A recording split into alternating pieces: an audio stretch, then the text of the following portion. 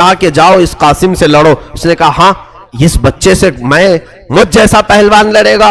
کہا کہ میں پہلے اپنے 4 بیٹے ہیں ان میں سے کسی کو بھیجوں گا، وہ خود ہی کام تمام کر کے آ جائیں. اس پہلوان کے بڑے 4 بیٹے ہٹے کٹے لہیم و شہیم تھے. اس میں سے ایک بیٹے کو بھیجا امام قاسم کے سامنے. امام قاسم اللہ اکبر، وہ کربلا کا دولہا جس کی قوت دیکھیں آپ، 3 دن کی بھوک اور پیاس کے بعد تلوار ایسے چلاتا تھا جیسے ہواؤں میں بجلیاں کڑکتی ہوں، بجلیوں کی سی چمک پیدا ہوتی تھی. ایک وار تھا، ہم تو یہاں مرغوں کو ایک بار میں ذبح نہیں کر پاتے. امام قاسم بن حسن رضی اللہ تعالیٰ عنہ ایک ہی وار میں ازرق کے بیٹے کو فنا فی النار کیا. دوسرا بیٹا آیا، اس کو بیچ میں سے کاٹ دیا. تیسرا آیا، اس پر تلوار چلائی. چوتھا آیا، اس پر تلوار چلائی. 4 بیٹوں کو چند ہی منٹوں میں آپ نے صفایا کر دیا. ازرق یہ دیکھ کر کے پریشان ہوا، میرے 4 ہونہار پہلوان بیٹوں کو اس قاسم نے ادھیڑ کر رکھ دیا. وہ شیر کی طرح چنگھاڑتا ہوا میدان میں آیا اور کہا اے قاسم، تو نے میرے 4 بیٹوں کے ساتھ برا سلوک کیا، اب میں تیرے ساتھ بہت برا سلوک کروں گا. اس کے بعد اس نے دیکھا امام قاسم کے ہاتھ میں اس کے بیٹے کی تلوار ہے، کیونکہ امام قاسم کی تلواریں کند تھیں، مڑ رہی تھیں. وہ جو ازرق پہلوان کے بیٹے کی تلوار تھی، قتل ہونے کے بعد آپ نے وہ اٹھا لیا تھا. اب ازرق نے پوچھا یہ میرے بیٹے کی تلوار ہے، تیرے پاس کیسے آئی؟ کہا تیرے بیٹے نے یادگار کے طور پر مجھے دیا ہے تاکہ اسی تلوار سے میں تیرا بھی خاتمہ کروں. تیری حیثیت میرے سامنے ایک مچھر سے زیادہ نہیں ہے. ازرق بپھر گیا اور چلانے لگا. اسی اثناء میں امام قاسم نے الحرب خدعۃ کے طور پر صرف اتنا کہا، ازرق تیری پہلوانی کے جوہر ہم نے بہت سنے، تیرے کارنامے ہم نے بہت سنے، لیکن تجھے تو گھوڑے کی زین باندھنا بھی نہیں آتا. تو جس گھوڑے پر بیٹھا ہے اس کی نکیل تو دیکھ، الٹی باندھا ہے. آپ نے اس کو توجہ مبذول کرانے کے لیے بولا یہ کسی پہلوان کی توہین ہے. جنگ کے میدان میں کسی سپہ سالار کو یہ کہنا کہ تجھے گھوڑے کی نکیل باندھنی نہیں آتی، اس کی توہین ہے. ازرق نے جھک کر اپنے گھوڑے کی زین کیا دیکھی، آپ نے تلوار اٹھائی اور اس کی گردن پر ایسا مارا کہ سر اچھل کر گر گیا. عمرو بن سعد کو بڑا غصہ آیا کہ اس نے ہمارے پہلوانوں کا خاتمہ کرنے کی ٹھان لی ہے. اس کے بعد حکم دیا اے لوگوں، تمہیں معلوم نہیں یہ علی کا شیر ہے، یہ فاطمہ کا گھر کا دلارا ہے، اس کے ساتھ اکیلے نہ جاؤ. اب اس کے ساتھ پورا جملہ جتھا مل کر کے حملہ کرے.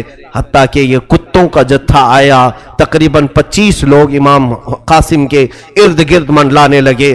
کوئی تیر ادھر سے مارتا، کوئی ادھر سے مارتا. تلواروں سے ایک فاطمہ کا لاڈلا کتنوں کا مقابلہ کرے گا. تنہا علی کا لال خاروں میں گھر گیا، وہ گل ازار فاطمہ کانٹوں میں گھر گیا. اور اس کے بعد امام قاسم ابن حسن رضی اللہ تعالیٰ عنہ کو ان ظالموں نے اتنا زخم دیا کہ ان کے سر میں نیزے مارے، ان کے سینے پہ نیزے مارے، پیچھے پیٹھ پر نیزے مارے. جسم کا کوئی حصہ نہیں چھوڑا جہاں تیر نہ مارے ہو. امام علی مقام امام قاسم رضی اللہ تعالیٰ عنہ کے ہاتھ سے تلواریں چھوٹ گئیں. اب دم جاتا رہا. گھوڑے پر ہی آپ نے اپنی گردن لڑکھا دی. اور اتنی ہے روایت کہ سارے شہزادے گر کر انتقال کر گئے، لیکن امام قاسم بن حسن رضی اللہ تعالیٰ عنہ گھوڑے پر ہی رہے. یہاں تک کہ لوگوں نے ڈر کر کے آپ کے جسم کے ساتھ بڑی بدتمیزیاں کی. امام حسین ابن علی دوڑتے ہوئے آئے، کہا اے ظالمو ہٹ جاؤ، میرا قاسم گھوڑے سے میرے بغیر نہیں اترے گا، وہ نہیں اترے گا. امام حسین آئے، امام قاسم کو گھوڑے سے اتار لیا. دیکھا تو نیچے سلانے کی تک جگہ نہیں تھی کہ تیر اتنے لگے ہوئے تھے. جسم کو اتنے تیر ہیں کہ سونے کے لیے جگہ بھی نہیں تھی. سر امام حسین نے اپنی گود میں لیا. امام قاسم مسکرائے اور پھر اپنی روح قف سے ان کی روح نکل گئی اور جان آفری کے سپرد کیا. انا للہ و انا الیہ راجعون. امام قاسم کی موت کا غم، ان کی شہادت کا غم حسین ابن علی کو بے چین کر گیا. یہ اتنا بڑا لاشا اٹھا کر کے لاتے تھے. امام حسین کی عمر اس وقت 56 سال کی تھی. 56 سال کی عمر میں یہ شہزادوں کا بوجھ اٹھا کر لانا، اور خیمے کے پاس جگہ جگہ شہزادے جمع ہیں، علی کے بیٹوں کی لاشیں ہیں، اور امام حسن کے بیٹوں کی لاشیں، مسلم بن عقیل کے بیٹوں کی لاشیں سب جمع ہیں، اور امام حسین کو قبر کھودنے کا تک موقع نہیں مل رہا ہے۔ جنگ اتنی گھمسان کی چل رہی ہے، یہاں تک کہ لوگوں نے آپ کی مدد میں آپ کے لاشوں کے ساتھ کوئی اٹھانے کو تیار نہیں تھا، نماز پڑھنے کا کوئی وہاں انتظام نہیں تھا۔ امام حسین ابن علی رضی اللہ تعالیٰ خیمے میں تھے، اب دیکھا کہ امام قاسم جا چکے، تو رسول کریم صلی اللہ تعالیٰ علیہ وسلم کے خاندان کا وہ ہونہار شہزادہ، اللہ اللہ، فاطمہ کے گھر میں ظاہر سی بات ہے شباہت رسول اللہ کی کیسے نہیں آئے گی۔ امام حسین کے بیٹے امام علی اکبر، جن کے متعلق پورا مدینہ کہتا تھا، جو صحابہ نے رسول کو دیکھا تھا، علی اکبر کی شباہت، چہرہ پورا رسول پاک سے ملتا جلتا تھا۔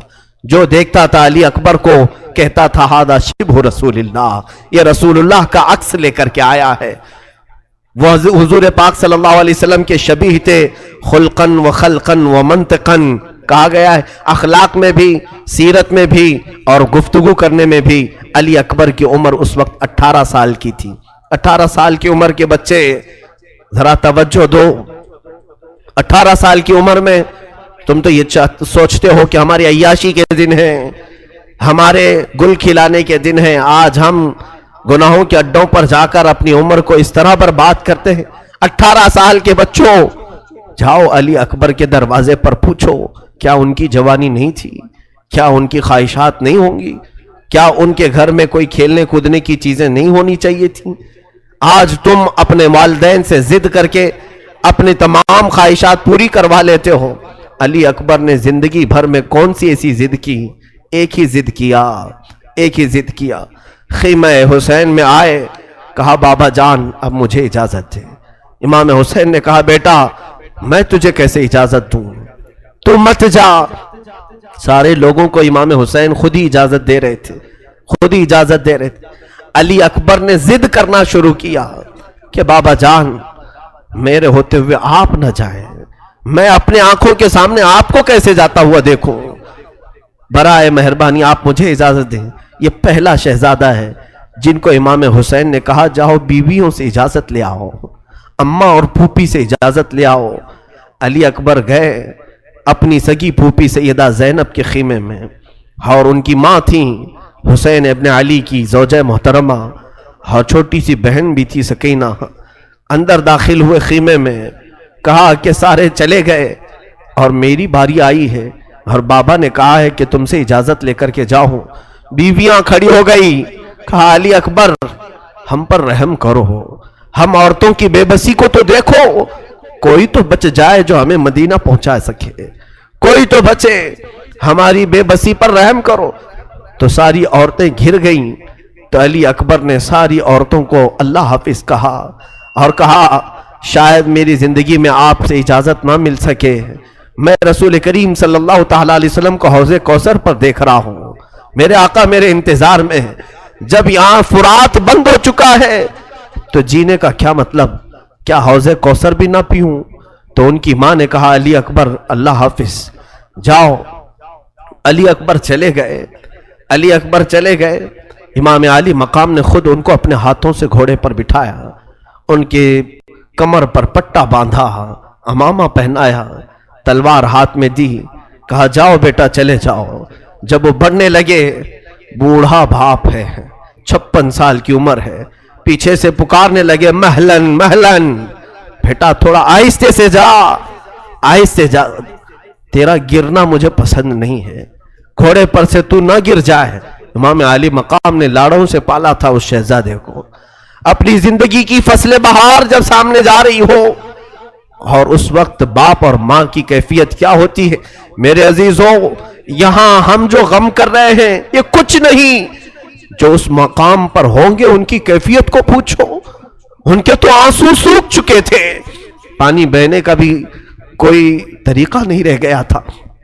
حسین ابن علی نے 2 مرتبہ پیچھے بلایا، علی پیچھے آؤ، وہ واپس آتے تو ایک ہی بات امام حسین کہتے کہ بیٹا تم ظالموں میں گھر جانا تو صبر کا دامن مت چھوڑنا، کوئی جملہ تمہارے زبان سے غلط نہ نکلنے پائے۔